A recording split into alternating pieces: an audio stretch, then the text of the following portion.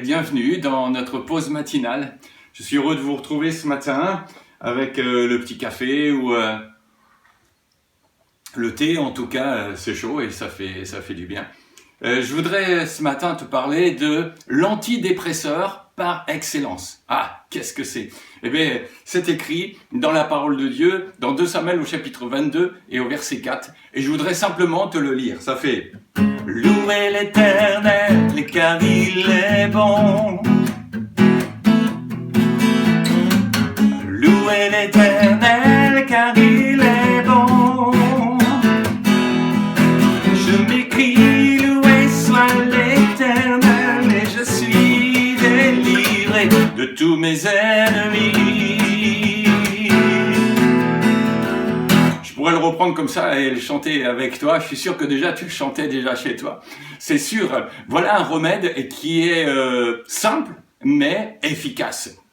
Pourquoi? Pour sortir du découragement ou de là où on en est, d'une déprime, qu'elle soit morale, spirituelle ou de l'inquiétude, ça nous dit simplement de louer le Seigneur. Ta louange coupera l'herbe sous le pied de tous tes ennemis, elle anéantira même les plus élaborés de ses plans. Alors, comment est-ce qu'on peut louer? Comment puis-je louer le Seigneur? Simplement en y pensant, déjà. Que tout ce qui est digne de louange soit l'objet de tes pensées. On peut trouver ça dans le chapitre 4 de Philippiens et au verset 8. Et puis ça te rappellera aussi la pause. Déjà, ça fait déjà un petit bout de temps aussi, peut-être. À quoi tu penses? Tu pourras retrouver ça sur notre chaîne. Deuxièmement, en chantant. Le psaume 34 dit, et David dit, « Je bénirai le Seigneur en tout temps. Sa louange sera toujours dans ma bouche. Un cœur débordant, reconnaissant, chasse les ténèbres, chasse les difficultés et fait briller notre espérance. » Et puis aussi, tu peux le faire aussi en agissant. Parce que le Créateur nous a donné à chacun d'entre nous des talents, de manière à ce que chaque jour, tu puisses illuminer aussi autour de toi, au travers de ce que tu es, de ce que tu fais aussi. C'est Max Lucado qui a écrit « Nous existons afin de faire connaître Dieu et d'exposer sa gloire. Notre vie est une toile pour ses coups de pinceau et du papier pour ses crayons, de la terre pour ses graines et un bref aperçu de son image. » Pourquoi est-ce qu'on peut louer le Seigneur? Eh bien, tout simplement, tout d'abord parce que la louange est un acte de foi. Le louer, c'est affirmer, c'est déclarer. Seigneur, je sais que tu es avec moi. Seigneur, je sais que tu es tout puissant. Je sais que même si les choses vont pas bien autour de moi, toi, tu as la maîtrise de toutes choses. Je sais que tu es majestueux, que tu es mon berger, que tu es ma forteresse, ma haute retraite, que tu es omniscient, omniprésent, omnipotent. Waouh! Tout ce que Dieu est, il est là et il est à tes côtés. C'est un principe divin. Tes ennemis, bien sûr, t'as pas d'ennemis, je pense pas physiques, mais c'est les circonstances difficiles, les mensonges, l'anxiété, la tristesse du moment. Mais si tu loues le Seigneur, même si tu ne vois rien, il y a quelque chose qui se passe.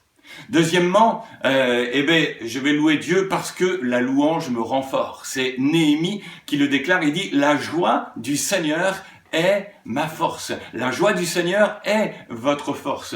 Dès lors où j'ai cette joie, je suis fort. Si je perds ma joie, alors je perds aussi ma force. Mais ma joie, elle n'est pas dans les circonstances, elle est dans le Seigneur. » Et puis aussi parce que la louange aura aussi le don de transformer ton environnement, l'atmosphère. Parce que quand on loue Dieu, on déclare ce qu'il est et on proclame. Et Dieu aime ça parce que je mets ma foi en lui, parce que je suis à lui. Et Dieu change le mal en bien.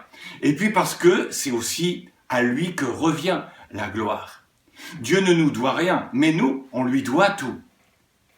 Le psaume 115 au verset 1er dit « Non pas à nous, Éternel, non pas à nous, mais à ton nom donne gloire à cause de ta bonté, à cause de ta fidélité. » C'est Darlene Zschech qui dit « Nous n'avons jamais été conçus pour recevoir la gloire, nous avons été conçus pour la donner. » Et c'est ce qu'on veut faire. Dans la louange, on donne toute la gloire à Dieu et ça nous revivifie, ça nous fortifie.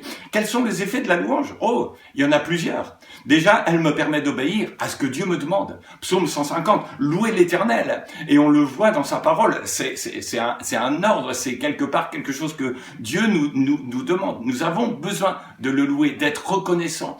Parce que sans louange, il n'y a pas de croissance. Sans louange, on va pas être là et on va pas avancer dans notre vie avec Dieu. Deuxièmement, elle m'aide aussi à déclarer aussi qui il est. Qui est le Seigneur? Le Seigneur est grand. Il est digne de louange, nous dit le psaume 48. On peut lire dans le psaume 103 qui nous parle de ses bienfaits ou de ses hauts faits dans le psaume 150. Bref, elle m'aide à déclarer. La louange est là. Elle m'amène aussi dans la présence de Dieu. Dieu siège au milieu de la louange de son peuple. Je veux demeurer, je veux que ce soit quelque chose. Elle m'amène, elle me conduit et je veux vivre avec. Ça permet à Dieu d'être assis. Vous savez, quand on est assis, moi je suis assis ce matin, je suis là, je bouge pas. C'est pas juste une visitation. Dieu nous visite pas, il veut pas nous visiter. Il veut vivre, il veut demeurer avec nous. Et puis la louange nous conduit aussi dans notre destinée. J'ai été créé pour louer Dieu. Nous avons été créés. La parole de Dieu nous parle dans Ésaïe 43, verset 21, d'un peuple. Il dit un peuple que je me suis formé et qui publiera ma louange. Et puis, elle met en déroute nos ennemis. On voit ça avec Josaphat dans 2 Chroniques.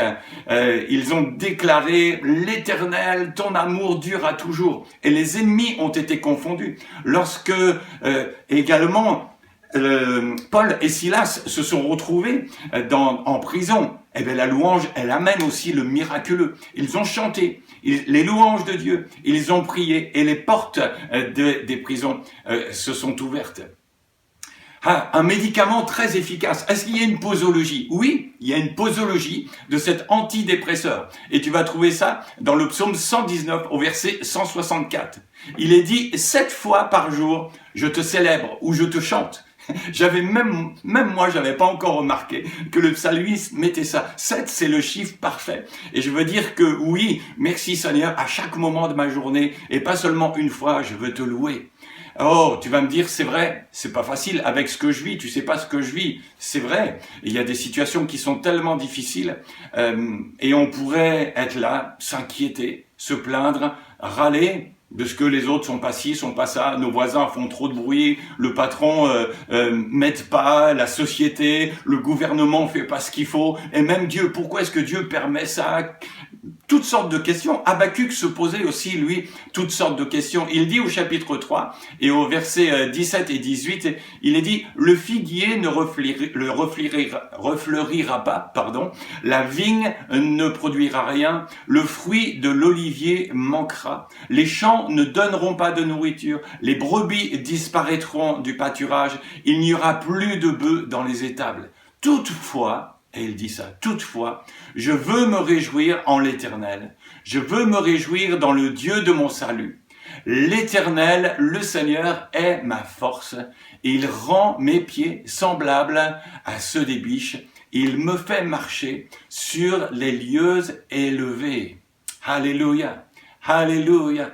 Oh, et il chante ça avec des instruments à cordes. Je voudrais te dire, même si les circonstances sont difficiles, même si tu manques de provisions, même si tu as difficulté dans ta santé, ou le chômage partiel, que sais-je, la maladie, je veux déclarer, et on veut déclarer avec Habakkuk, que l'Éternel est notre force, et que je suis heureux, car il me fait marcher, et dans cette saison, et dans ta vie, le Seigneur est avec toi, pour t'aider à marcher. Alors je te souhaite une bonne journée et tu pourras chanter aussi, Seigneur, je veux me réjouir en toi. Il me fait marcher sur les lieux élevés, il me dirige, il tient mes pieds et il me conduit dans ses sentiers. Que le Seigneur te bénisse, passe une bonne journée.